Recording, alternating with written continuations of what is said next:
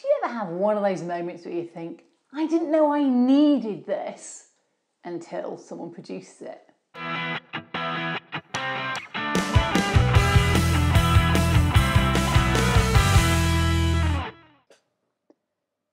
So starting off in the real world as normal, I struggle to find many photos of apartment blocks with grass. Now, they're really common in the UK, and I'm not convinced they would be that common in the 50s with tenements. But hey, it's what I'd already got down there. So when you're looking at the photos for this week, I've just used Google Earth and looked through trying to find tenement blocks in the New York area and what kind of surrounds they would have. And whilst they're mostly concrete, there are one or two with patches of grass. So that's what we're going to go with this week. Anyway, you all know what grass looks like, so not really a problem. So what is the WWS Precision Pro Applicator? Well, here's the box. And first up, I didn't pay for this. I did get sent it by Martin to try out, but wow, it's just the kind of thing I would go and buy. So anyway, let's see what it does. So opening the box, instructions, little cute, there we go, just squeezes on. Little bit of grass, autumn, summer, and a little bit of static grass tuft glue. So I'm going to put the instructions away. There is a video on YouTube on how to use it on the WWS, which is Warworld's Scenics YouTube channel, and I'll put a link to that. And the other goodie they sent me in the box, which is very nice to have one day, was the new this is the static layering spray, static grass layering spray, which I've talked about a lot, and you'll have seen it in a spray can before. This is the new pump spray that you can use to spray anywhere in the world. Well, you could spray the only one anywhere in the world, but this one you can ship anywhere in the world. So much easier. So you can now get it in the US, Canada, any other country you want to, whereas the nice can spray is UK only for shipping. So here we go. I'm going to be using both of these today. So let's have a look at this though. So, clip, very, very small applicator. Interesting. Let's have a go. So I'm going to suspect it needs lift up and pull out. So open, that goes in there, and that just pops in and pushes down. So to put the Progress applicator through its test, I'm first of all going to try it on this very old diorama that I had up in my layout. Yeah, you can see the cobwebs. Things are a little rocky. Eventually it's going to get lights and laundry. It's going to look amazing. But in the meanwhile, it just looks a little bit dusty. So what I want to do is I want to put some grass in front of some of these buildings. So what I'm going to do is I'm going to do this corner here. And this building's probably going to sit about here. It's not in its final position, that's why it's a bit loose, but it shows how you can easily get this down the side. So I'm going to get some WWS basing glue. It's just static grass basing glue, which is for the first layer. And for the first layer, I'm going to do 2mm spring grass. And I'm going to put it on with a brush because I don't want the glue to get everywhere. And I think the layering spray, which I love, might be just a little bit, how can I put this? Probably just a little bit uncontrollable. So there we go. I'm just going to put this on with the brush down the side here.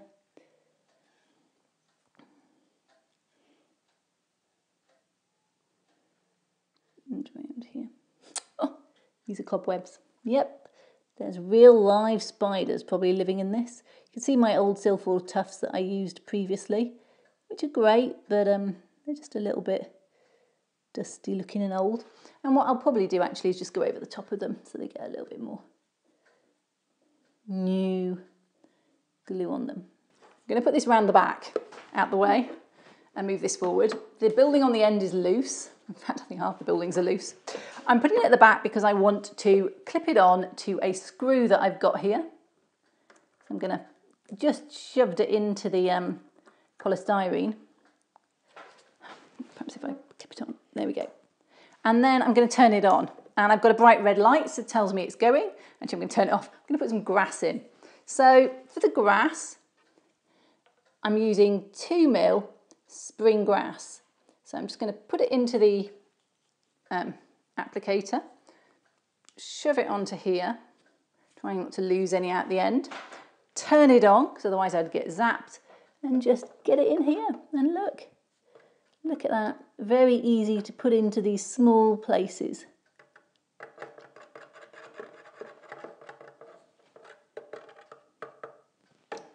I didn't actually put that much in my applicator, so I'm gonna just put a little bit more in. This is the problem, putting it in without losing too much.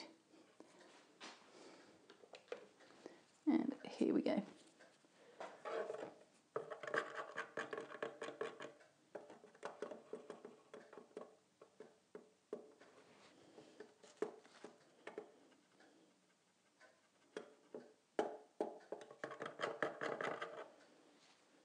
Okay. Easy to get in there. Oh, I didn't do this end bit, did I? Let's just do.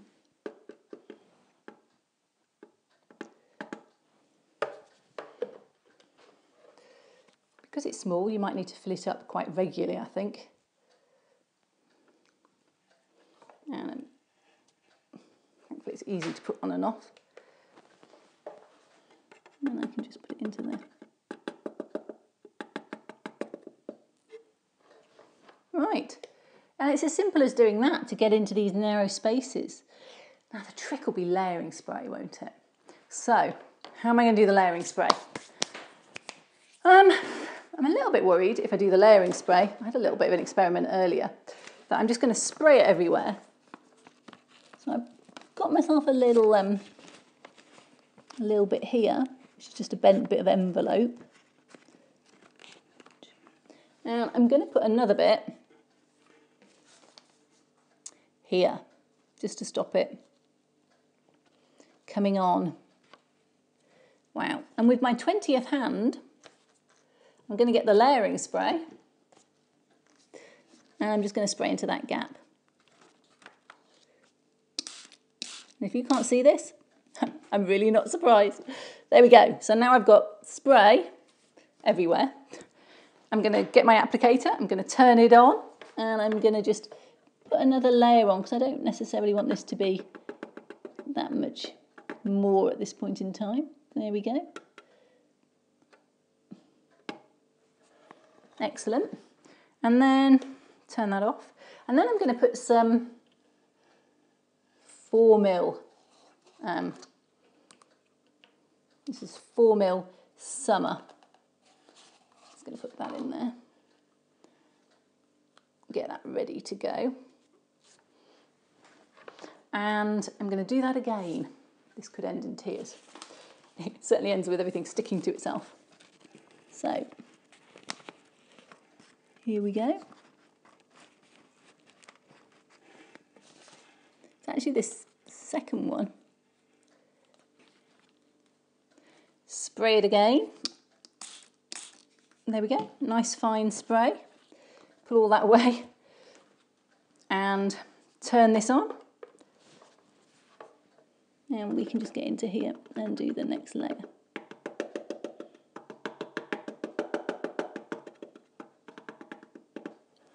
There we go. And that's it. It's as simple as that to just add into these really difficult spots. And you can see what a difference it makes between here and the sort of dead bits along the rest of it. So, really pleased by that. Yeah, I thought about doing it before in close-up areas, and it's been quite, you end up flooding everything with grass. Well, this is useful for if you just want to put the odd tuft on somewhere. And actually it did come with some static grass tuft glue. So I think it's going to be very useful for when you just want to do a little bit. And, you know, it's very easy to turn on and off. It's just literally one button. And I probably should have demonstrated that. There's a little light on when so you know it's going. And, yeah, holding the little clip, not advised. So there we go. That's the WWS Pro Precision Applicator. And I'm going to have a go now and finish the rest of this.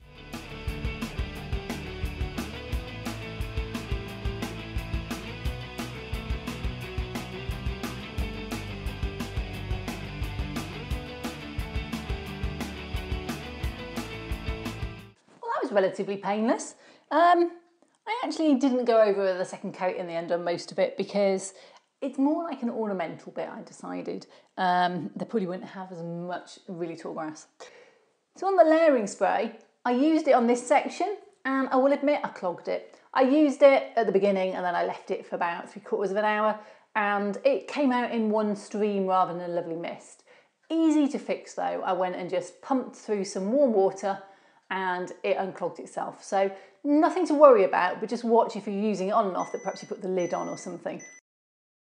So my advice would be, if you do small detail areas and you really enjoy doing 1 or 2 strands of grass, you're not worried about the fact that it's got a very small applicator and you need to fill it up regularly if you're going to do large areas, then this is perfect for you. If you've ever thought, oh, I just wish I had a smaller applicator so I could get into here, this is perfect for you. If you want to do a huge embankment, you'd get fed up with filling this up because it does take quite a bit of filling because it only has a small, very small cup, and that's kind of the point. So for those people doing dioramas, anybody doing small gaming areas, oh, this is really good tool. Anything else you want a bit bigger, go for the next size up and then you won't get frustrated with having to fill all the time.